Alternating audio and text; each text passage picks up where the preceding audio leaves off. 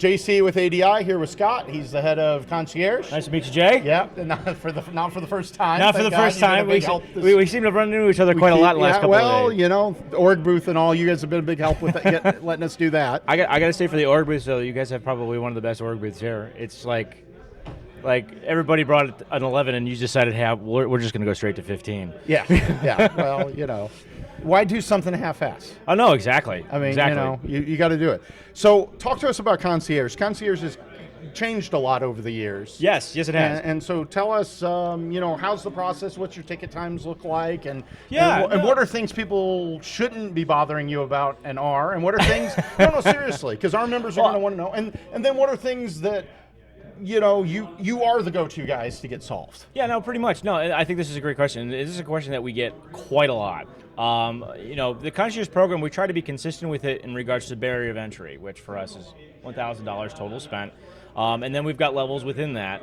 We field a majority of questions that might not necessarily get answered in a normal game support queue. Some of the things that we, kind of an internal motto is like, doesn't hurt to ask. Yeah, I know. Some of the things we can't do, though, is we can't speculate on developers. So when people ask us about gameplay decisions or flight mechanics, it's something that's read Spectrum. Yeah, Spectrum's going to be your better place for it. Go watch Reverse the Verse. Reverse the Verse. Go where the information's going to come out of. Yeah.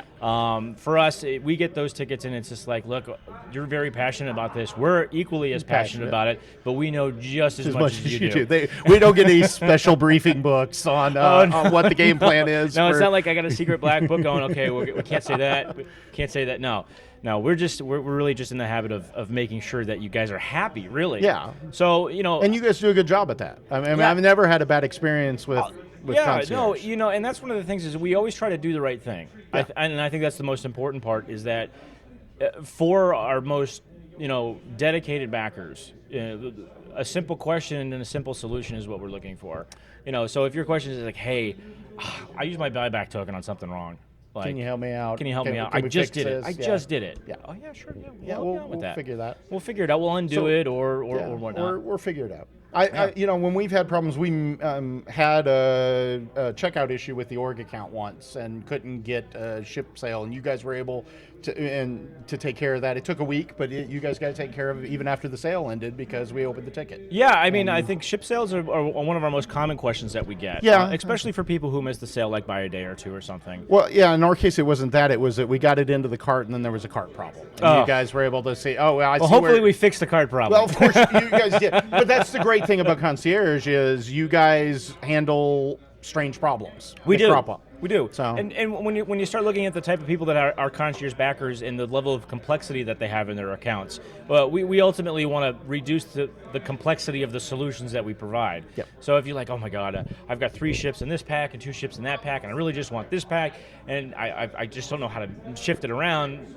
Sometimes if it just even takes a Skype call to you or a Discord conversation, it's something that we can do. If I can ask, how many folks do you have on Concierge tickets? That's a great question, and I'll say we've got quite a few. Okay, fair enough. I know some of this stuff you're not going to be able to tell us. But, it's a really common question, but at the end of the day... Yeah, internal numbers you can't tell us. I got it. I'm not going to harp.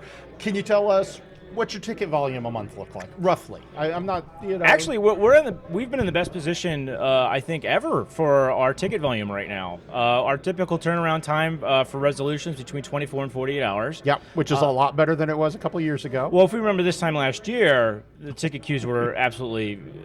2 or 3 weeks. Longer than we wanted it to be. 2 or 3 weeks in some cases. And it all started with the Pioneer. It was, which is a fantastic ship. It is. There was so much interest in it, and we had some brochure issues with it. But we rounded those out, and it was fantastic. But at the end of the day, the whole point of me doing what I do is to make sure what we're doing, we do it better. And I'll point something out today, and just anecdotal, and we'll cut this if you don't want us to tell the members and people on YouTube. But today we noticed a problem with the new ship and some of the pricing issues.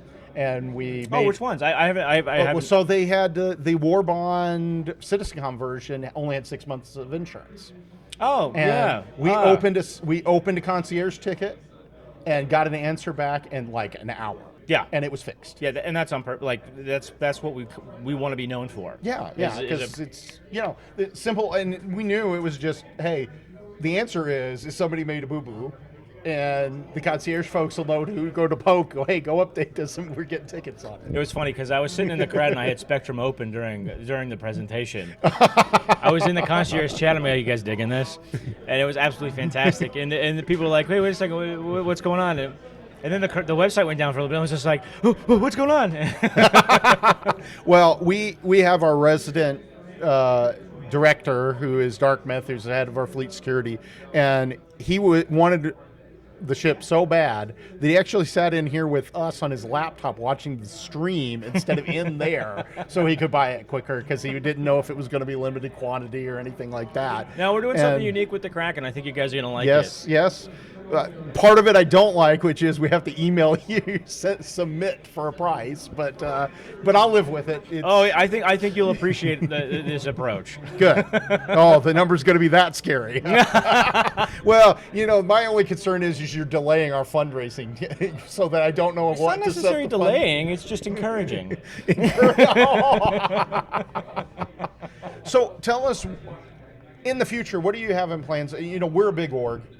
Do you guys have anything in plans to kind of help, because we represent a lot of members, we get a lot of similar problems. What are things that you see CIG being able, and I'm not putting you on, I think in general, where do you see space for opening up lines of communications with some of the bigger orgs? Yeah, actually, this is something that is important to us. And right now we're taking a hard look at organizations, and we want to develop a way to communicate with you guys on a much larger scale.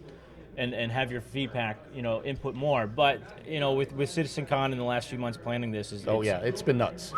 But 3 weeks are going crazy for this booth. But I think I think you might be pleased. We might have a couple of things coming out later on down the road that might improve how organizations are working. Number one, maybe some more functionality. I can't make any guarantees or any speculations. Yeah. I'm not asking you to. No, but we're mostly in a feedback stage right now. What I'd love is to see you guys create bring in some of the leaders from the top tier orgs, top 25 or 50, and let us give you some feedback on things that we need. Yeah. That are that we're having to go and do software solutions for, or having to not use like fleet management and stuff like that. Just org management. Okay. Things like more flexibility in the ranking, or and we can talk about this offline. I don't want to. Sure. But an example is that if somebody changes their name and then quits, there's no way to tell who that really was. I didn't know that. Yeah, so the history log shows both the join and the quit message as the new name. It sounds like we need to be more proactive in trying to get this feedback from you guys. Yeah. So maybe starting a Spectrum a post where we can start opening a bigger dialogue for organizations might be a step that we might need to take. I think some of the larger orgs would have better feedback for future needs. Yeah. Because we're already bumping into problems that an org with 5 or 6 guys probably is not going to see. Yeah. So. No. But I really appreciate your time. Jay, thank you you have so been much. wonderful. You guys have been great hosting us here, and we hopefully not jinxing it, we'll get a booth next time too. Well, seeing the success of the booths here, especially with the Daymar Rally test and all you guys, Ultima, and then there's you guys. I feel like I'm at a trade show right now. I think this is just a taste of things to come. I think this is all good stuff. Great. I really appreciate having you. Thank you, Jay.